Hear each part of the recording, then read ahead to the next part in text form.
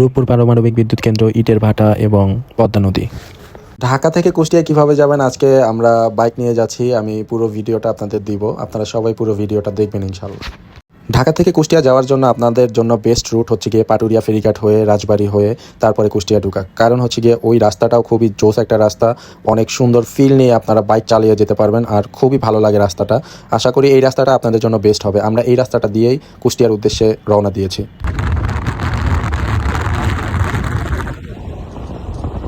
তো দেখতে দেখতে আমরা চলে আসলাম পাটুরিয়া ফেরিঘাটে। এটা হচ্ছে গিয়ে টোল প্লাজা, এখান থেকে টিকিট নিতে হয়। টিকিটের মূল্য হচ্ছে গিয়ে 140 টাকা। তো তারপরে হচ্ছে গিয়ে আমরা এখন ফেরিতে উঠবো। এইটা হচ্ছে গিয়ে ফেরি। তারপরে ফেরিতে উঠে আমরা কিছু দৃশ্য নিলাম। ভাই অসাধারণ মুহূর্ত, অসাধারণ, খুবই জোস একটা সময়। এরপরে আমরা ফেরি থেকে নেমে গ্রামের রং চা খেলাম, খুবই জোস ছিল চাটা। এর ভিতরে রাজবাড়িতে ঢুকার সময় আমরা দেখলাম ট্রেন চলে যাচ্ছে হয়তো বা পাটুরিয়া ঘাটের ওইদিকে। ট্রেনটাও বেশ বড় ছিল। তো তারপরে আমরা আবার বাইক স্টার্ট দিয়ে চালানো শুরু করলাম। আমরা যাচ্ছি, খুবই দ্রুত চলে আসবো। এই যে আমরা চলে আসছি কুষ্টিয়া মেডিকেল কলেজ, অলমোস্ট কাছাকাছি চলে এসেছি।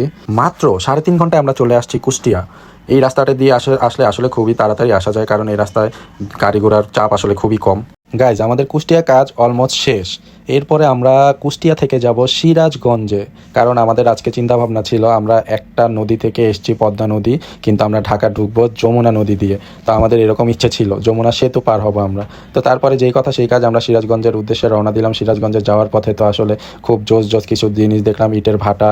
তারপরে আমরা লালন শাহ সেতু দিয়ে আমরা উপরে উঠলাম। উপরে উঠার পরে সেতু দিয়ে বাইক চালানোর সময় ভাই এত সুন্দর মানে একটা অনুভূতি বলে বোঝানো যাবে না। আপনারা অবশ্যই লালন শাহ ব্রিজে উঠবেন, ঘুরে আসবেন। লালন শাহ ব্রিজে ওঠার সাথে সাথে আপনারা এই জিনিসটা দেখবেন। এই জিনিসটা আসলে কি দর্শক, আপনারা যারা লালন শাহ সেতুর আশেপাশে থাকেন অবশ্যই তারা কমেন্ট করে জানাবেন। আমি যদিও জানি, তারপরও কিছু ভাইয়েরা অবশ্যই কমেন্ট করে জানাবেন যে এই জিনিসটা আসলে কি।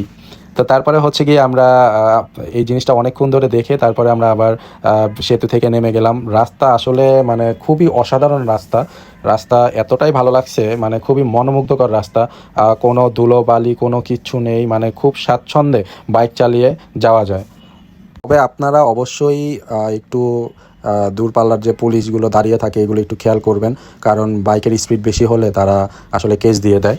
আমি কেস খাওয়া ধরছিলাম, কিন্তু অল্পের জন্য বেঁচে গেছি।